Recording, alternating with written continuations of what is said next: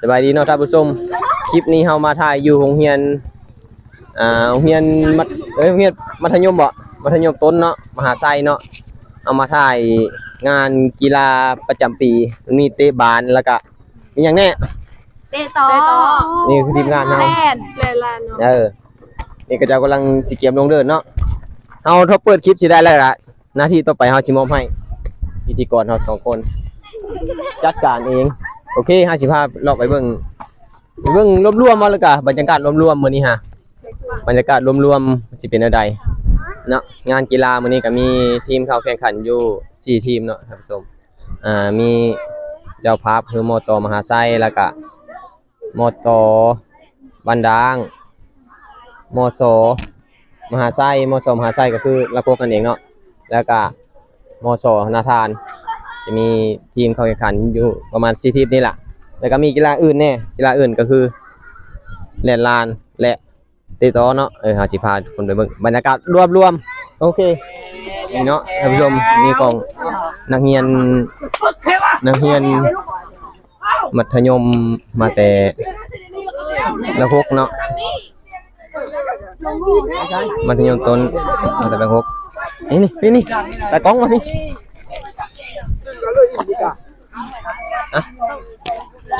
ตอนนี้คือบรรยากาศรวมกำลังวอร์มใช่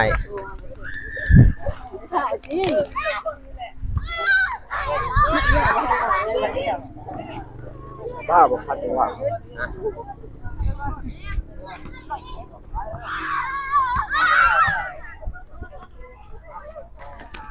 สอแล้วชนะอยู่วะกะมูฮูน่ะไปเบิ่งในเกมละ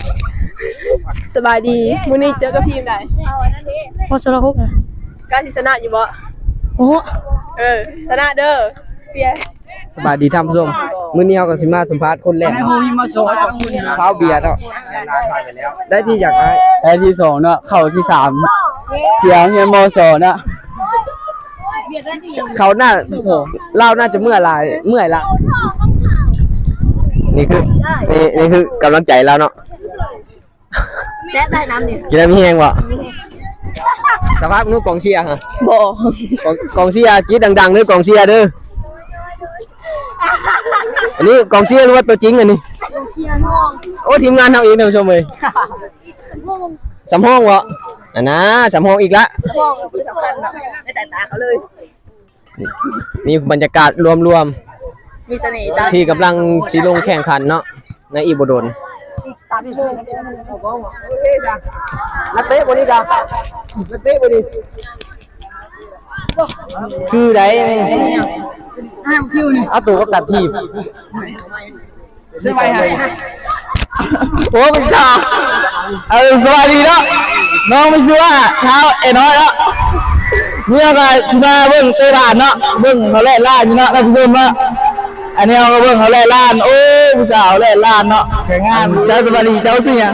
เตะเจ้านี่จะปีละ13นั่นนี่นั่นยังไงกองกลางนั่นนี้ว่าชนะบ่ชนะแน่นอนเลยจากสกอร์เนาะ2-1วะแต่ว่าบ่จิสวัสดีเลยเจ้าลินคือยังสนใจเจ้าลินไปแรกเลยสำห้องเนาะสำห้องแล้วว่า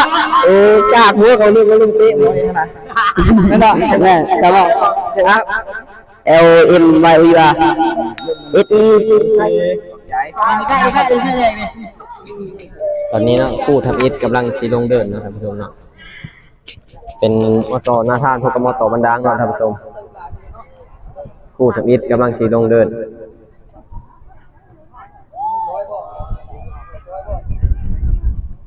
คู่ต่อไปน่าจะเป็นคู่เอก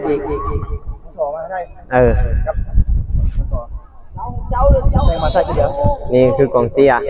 นี่คือนักเตะกำลังสิลงเดินเนาะนะ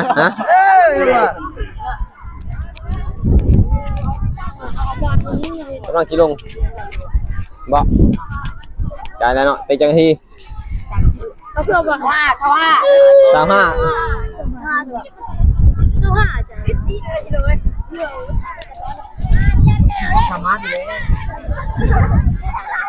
นี่คือผู้รักษาประตูเฮากำลังเนาะท่านผู้ชมกำลังลงเดินเนาะผู้ที่สองเพราะว่าเป็นเจ้าภาพเนาะผู้เจ้าภาพเลยเนี่ย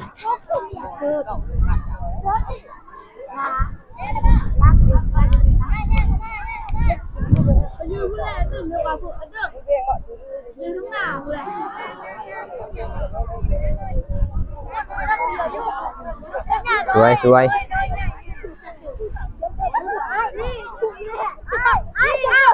สำหรับลงเนาะคู่ของ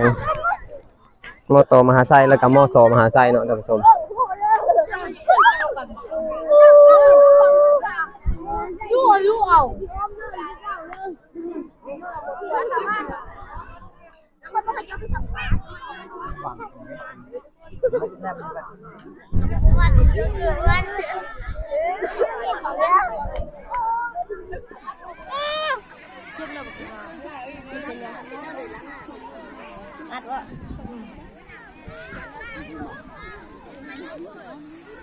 บอลเมย์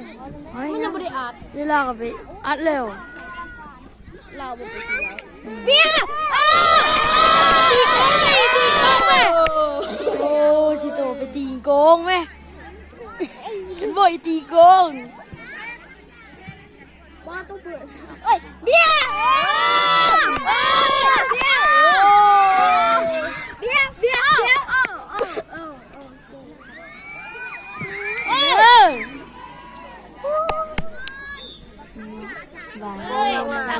ตากล้องวันนี้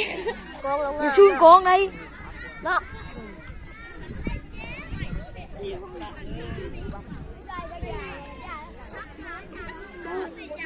อย่า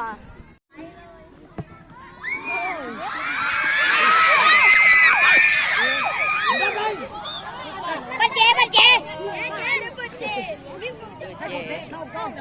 นถึงหัวหมอยอ่ะ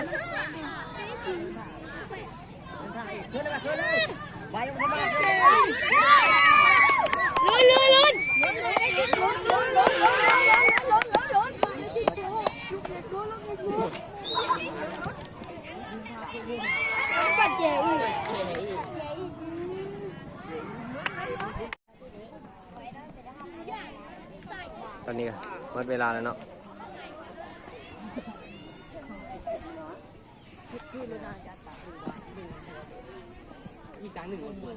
เป็นไดโอ้แตกจังใดมูสิพิบลืมขอโทษ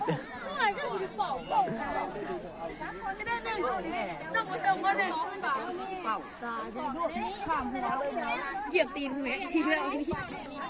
โมเมนต์เนาะเป็นอะไรเมื่อยแน่นอน มีผู้ลิ้นเลยนะอาจารย์ชอบตัวนอนอยู่เพื่อนนี่มันก็มีผู้ลิ้นแล้ว โดนกี่เม็ด 3 เม็ด ผู้รักษาประตูโดน1 เม็ดแก้วโดนไปยังเอาไหมทั้งสอง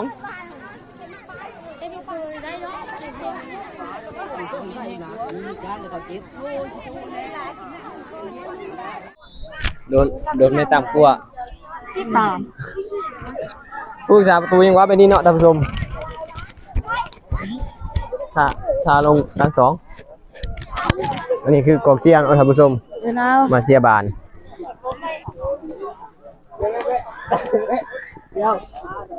เป็นไดยอดสุดแจ็คเลยฮับไปซะหน้าที่ของเจ้าเมื่อยป่ะเมื่อยแล้วทำจะลุกละ1-0ได้ดินบานคือรัวแล้วเจ้านี่มันบ่มีสายยางฮัดบาดีเจ้าซื้อยังเสื่อนพระเนาะเป็นยังได้ยิงอ่ะโอ้ยภูมิใจร้ายวะหลายป้องกันแชมป์ได้บ่ฮอมนี่แน่นอนก็ยิงเจ้าคิดจังไดว่าเข้าหรือบ่เข้านึกว่าข้ามคานแต่มันใส่เข้าโอ้โหดลายจันโหดลาย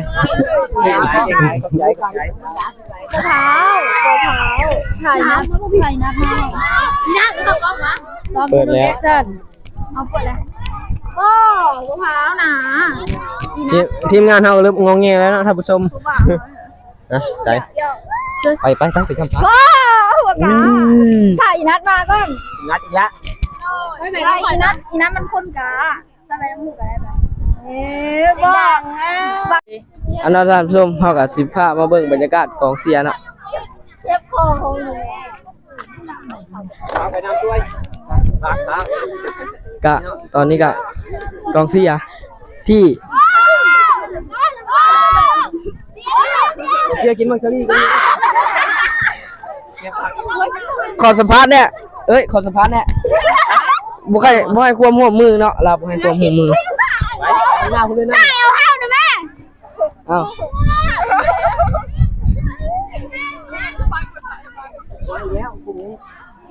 มาหลายฮอตเลยก็ที่เป็นหัวม้วนเลยเจียนะคะพังนะ ทำไมอยู่พี่ บ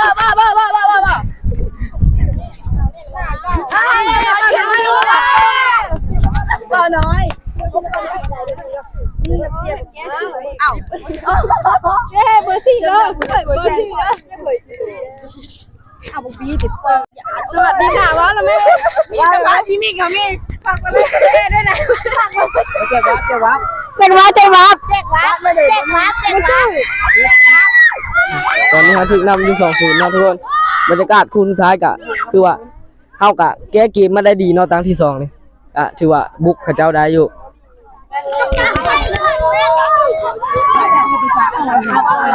จบลงแล้วเนาะเป็นชัยชนะของมสมหาไซเนาะผลสกอร์3-0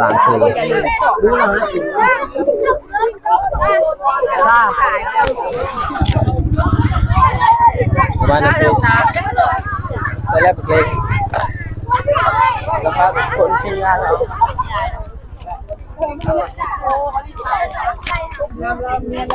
จะพันเนี่ยเมื่อละเฮ้ยจะพัน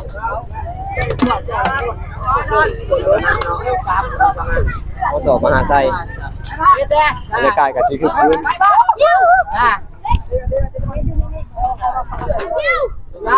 เลิกแล้ว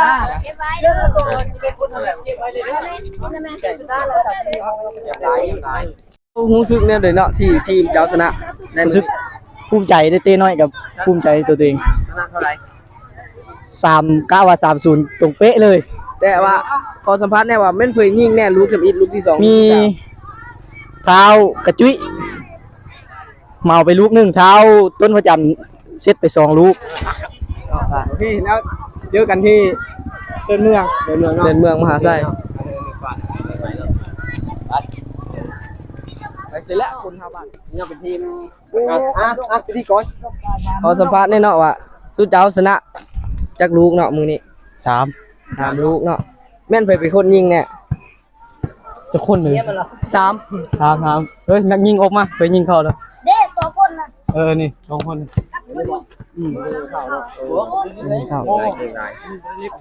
ที่หน้าไปเดินเมืองต่อ ไปเดินเมืองเนาะทีม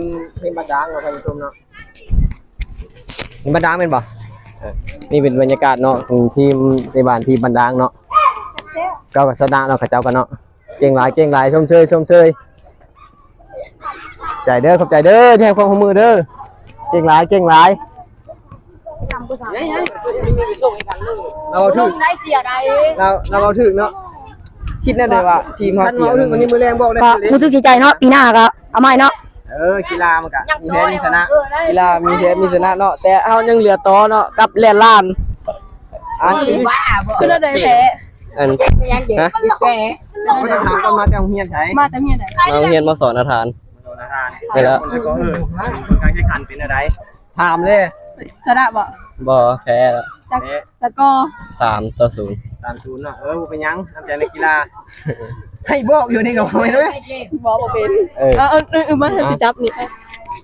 แพ้ก็เป็นยังนู่นท่านผู้ชมเนาะกีฬามันก็ต้องมีแพ้มีชนะเนาะเกมหน้าเขาก็จะเอาไม่หน้ากันยังเอาไม่เนาะมาแต่นาทานเอาเฮียนห้องโมได้นี่ ม.4 แล้ว มซี่ แล้ว ชื่อเนี่ยไร พิน แจ้งวาร์ปได้บ่ อันบ่มี นะ Facebook โอ๊ยพี่ไข่เลยอย่าด้วยกันไปเอา งานกีฬาเฮียนเขาก็จบลงเลยเนาะท่านผู้ชมเนาะถึงว่าทีมม.2จักพี่ช่างอันนี้ถึงว่าทีมเฮียนเฮาก็สิแพ้กะยาเนาะ 03 เกมหน้าก็เอาใหม่เนาะคลิปนี้ก็จบลงในเท่านี้เนาะท่านผู้ชมเนาะ คลิปหน้าเจอกันใหม่อย่าลืมกดไลค์กดแชร์ขอขอบใจ กด Subscribe พร้อม กดติ้ง